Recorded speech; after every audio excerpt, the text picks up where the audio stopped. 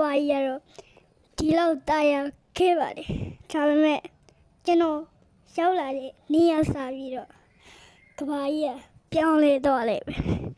ဘလို့ပြောင်းလဲသွားခဲ့လဲဆိုတော့ကြည့်ရမှာပဲဖြစ်ပါတယ်ကျွန်တော်ကဘာကြီးကိုပြောင်းလဲဖို့ကြိုးစားခဲ့ဒါပေမဲ့ကဘာကြီးကမပြောင်းလဲကျွန်တော်လေမြန်မာနိုင်ငံကြီးကိုဖျက်ဆီးပလိုက်တယ်ဖျက်ဆီးလိုက်တဲ့နောက်ပိုင်းမှာတော့4ဘီလီယံနဲ့256မီလီယံပဲကျန်ခဲ့တယ်ဒါပေမဲ့ကျွန်တော်နောင်နာမရခဲ့ဘူးဘာဖြစ်လဲဆိုတော့ဒါဂိမ်းဖြစ်နေလို့ကျွန်တော်လေအဲ့ကဘာကိုဖျက်ဆီးဖို့လုပ်ခဲ့တယ်ဒါပေမဲ့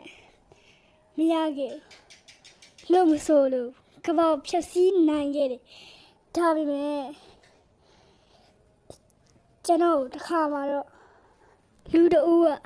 ဒီကဘာမြေကြီးကိုမင်းဖျက်ဆီးမှရမယ်ဒီကဘာကြီးကမြေကြီးကတန်းကိုပါပြီလို့ပြောခဲ့ပါတယ်အဲ့ဒါကြောင့်ကျွန်တော်မရရအောင်လူတန်းပေါင်း9ဘီလီယံနဲ့ဘယ်လောက်လဲမသိဘူးဒါပေမဲ့အဲ့ဒီလူသားတွေကိုကျွန်တော်တက်ဖြောင်းအောင်ဖြစ်ပါတယ်ဒီရင်းထဲမှာပေါ့ကျွန်တော်တခုရှားနေတာဗျအခုတော့တွေ့ပြီအဲ့ဒါဘာလဲဆိုဆူဆာနိုစတိုင်ထွက်လာပါတယ်ပြီးရင်အဲ့ဆူဆာနိုရဲ့လက်သီးနဲ့ပြေးထိုးလိုက်ပါအမှန်နဲ့လူပေါင်းနည်းနည်းသေသွားပါတယ်1ဘီလီယံကျော်လောက်သေခဲ့ပါတယ်နောက်ပြီးတော့ကျွန်တော်ကလက်တွေ6လောက်တွေပေါက်ပြီးတော့ကဘာကြီးကိုထိုးမှပဲဖြစ်ပါတယ်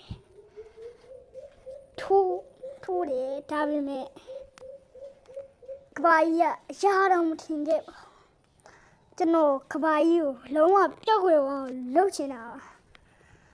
ဘယ်လိုလုပ်ရလဲဆိုကျွန်တော်လည်းရှက်မတွေ့ခဲ့ပါဘူးဒါပေမဲ့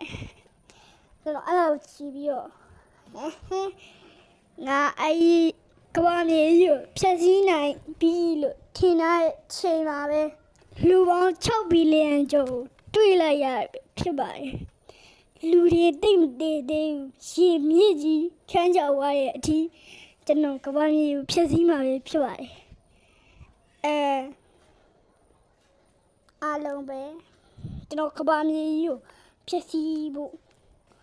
တော့ခြေနဲ့နောက်တလန်းလှမ်းပါမယ်အားလုံးကြည့်ကြပါ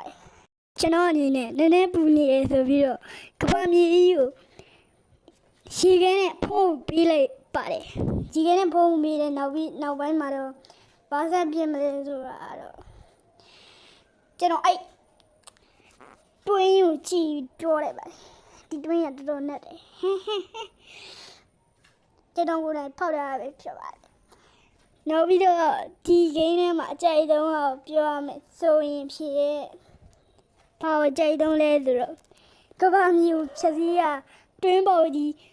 ပေါက်ရတဲ့ဒီချက်စီးရတာအဲ့ဒါကိုကြိုက်ဆုံးပါဒါပေမဲ့ဒီဂိမ်းမှာလည်းအဲ့တော့ရှိပါတယ်ဘာဖြစ်လဲဆိုတော့ဖြက်လဲနီးနဲ့နိုင်ရင်လို့ရှိရင်နေမင်းကိုဖြက်လို့ရပါတယ်ကျွန်တော်ပြပါမယ်ဒီလိုမျိုး